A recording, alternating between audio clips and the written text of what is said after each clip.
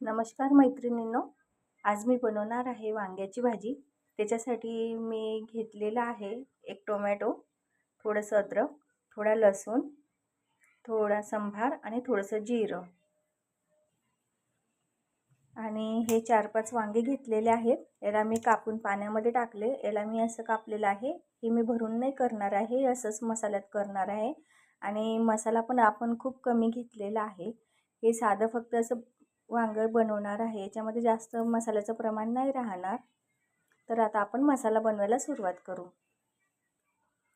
आता मिक्सरमध्ये मी पूर्ण वस्तू टाकून घेणार आहे आणि ह्या जाडसर मिक्सरमधून काढून घेणार आहे। हे पूर्ण मिक्सरच्या भांड्यामध्ये मी टाकून घेतलं। आता याला मी फिरून घेऊ।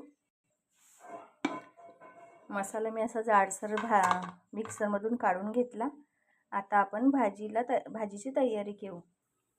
आता याच्यामध्ये मी 2-3 पड्या तेल टाकून घेते।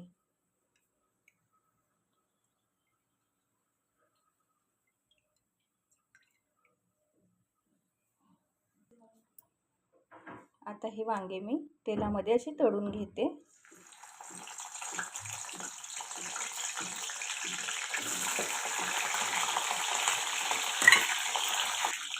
याच्यामध्ये थोडीशी हळद आणि थोडंसं मीठ पण टाकून घेऊ, म्हणजे हळद आणि मीठ याच्यामध्ये छान लागून जाणार आणि याला असंच तेलामध्ये तळून घ्यायचं।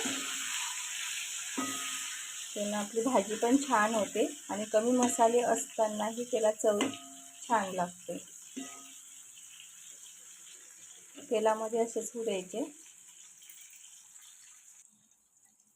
आता वांगे तेलात तळून झाले, याला बाहेर काढून घेऊ।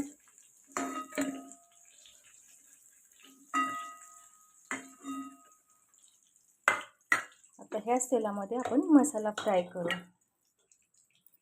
जे मिक्सरमध्ये आपण मसाला काढलेला आहे तो याच्यात टाकून घेते।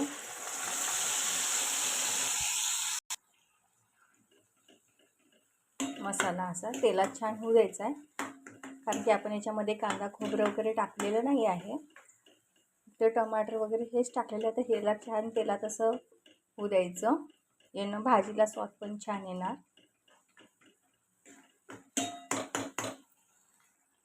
आता 1 चम्मच लाल तिखट टाकून घेते, 1 चम्मच धनिया पावडर आणि हळद आणि मीठ आपण याच्यामध्ये पहिलेच टाकलेलं आहे, तर आता आपल्याला ते टाकायचं नाही। याच्यामध्ये हे व्यवस्थित होऊ द्यायचं आणि परत याच्यामध्ये वांगी टाकून घ्यायचे। आता हे वांगे याच्यामध्ये टाकून घेते।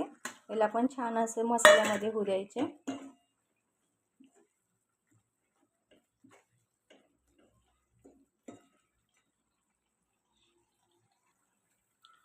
1 चम्मच मी एव्हरेस्ट मसाला पण टाकून घेते याच्यामध्ये।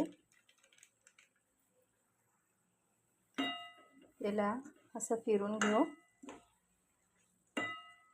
आता वांगे मसाल्यामध्ये झालेले आहेत, याच्यामध्ये मी गरम पाणी टाकते।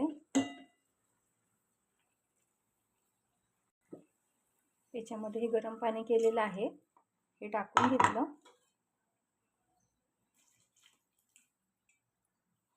आता वरून थोडंसं शेंगदाण्याचं कूट टाकायचं आहे।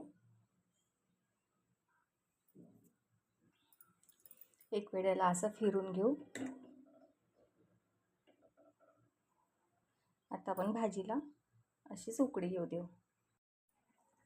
आता आपण भाजी शिजलेली आहे, थोडासा वरून संभार टाकून घेऊ आणि गॅस बंद करून घेऊ। आता भाजी झालेली आहे। भाजी बघू शकता किती छान आणि खूप कमी मसाल्यामध्ये किती छान झालेली आहे आणि तुम्ही पण अशी भाजी नक्कीच ट्रायल करून बघा।